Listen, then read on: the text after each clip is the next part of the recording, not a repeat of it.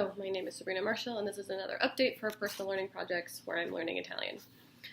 This week, my two sections covered first higher numbers from 20 all the way through 30 of the individual numbers, so you could learn how to do it for 40 and 50, and then the breakdown of 40, 50 to 100, and then to 1,000. And then it took these numbers and added them sort of like last week's conversations, so in terms of how many there are of things, but things that have higher numbers. In addition to the numbers, this lesson also adds the use of the past perfect and the infinitive tenses. The past perfect is sort of the idea of had and past tense, so someone had cooked dinner, had gone out, had read the book. Things where it was done in the past at an undetermined time, so we cooked is pretty soon versus we had cooked could be at any point in the past. The infinitive, on the other hand, is where there are two verbs in a sentence and one of them is sort of to do something. So the infinitive is things like we came to see him, we went to see them, we go to hike. Things where there are two verbs, but one of them is the actual action. In the sixth lesson, we discussed general information. This covers the days of the weeks, the months, how to describe those kinds of things, to ask what month it is, what day it is, as well as the seasons.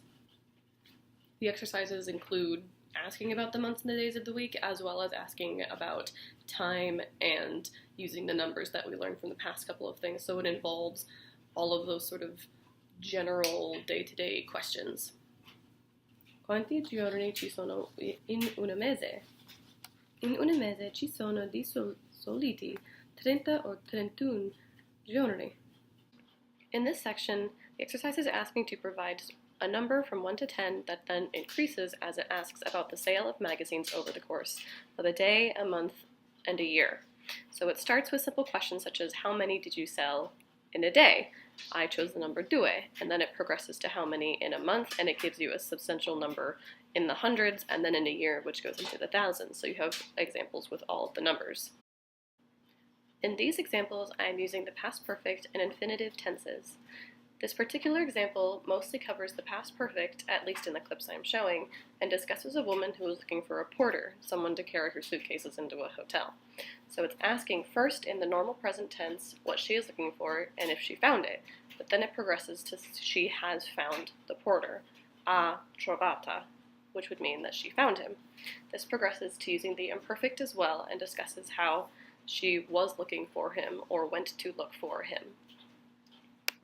These examples come from the sixth section of my book, or the second lesson that I learned for this week. However, it also includes stuff from the previous section, including the past perfect and the infinitive tense. This section discusses two people standing and exchanging books, while also discussing the month in which they are doing this, and uses things like have been changed and look to do this. In addition to doing my book exercises this week, I also decided to start watching a TV show that is spoken entirely in Italian. It's called Gomorrah, and it's on Netflix, and it's based on a book that's about a crime ring sort of mafia-style gang in Naples, Italy. So all the characters speak fluent Italian, there are English subtitles, which really is what helps me learn the language. I know that I will not get the same experience as being in the country, but being able to put myself in that sort of scenario, watch a media that is entirely in Italian with no English, that I have to sort of put things together. The English subtitles obviously tell me what's going on, but then being able to pair the words with one another is really helpful in putting it in a real experience that I can connect it to and understand. In terms of how I did this week, I feel okay. I feel semi-comfortable with what I've been learning so far, but this week was really difficult to get my practice hours in all together in hour chunks. I've been very busy with my other extracurriculars, and unfortunately don't think I gave this as much attention as I normally do. I also have a difficult time meeting with my coach this week, so I'm sort of at an in-between stage.